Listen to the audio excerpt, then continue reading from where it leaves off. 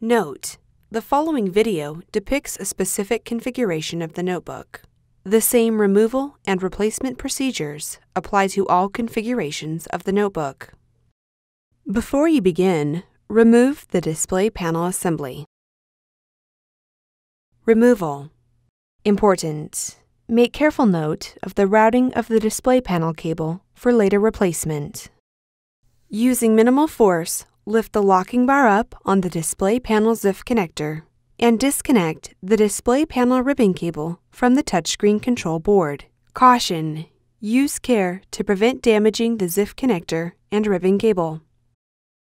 Peel back the retention tape and disconnect the display panel cable from its connector on the display panel.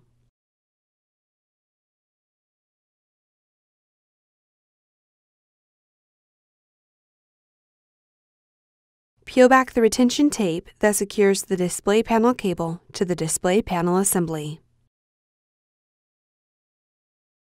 Remove the display panel cable from the adhesive that secures it to the display panel assembly.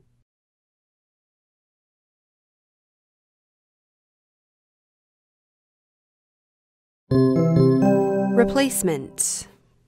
Insert the display panel cable into its connector on the display panel and replace the retention tape.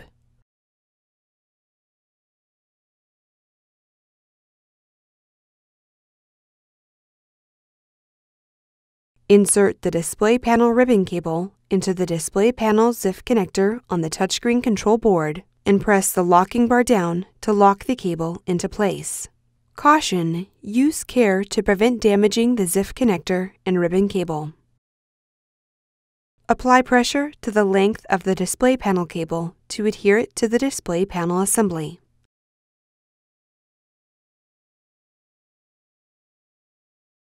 Replace the retention tape that secures the display panel cable to the display panel assembly.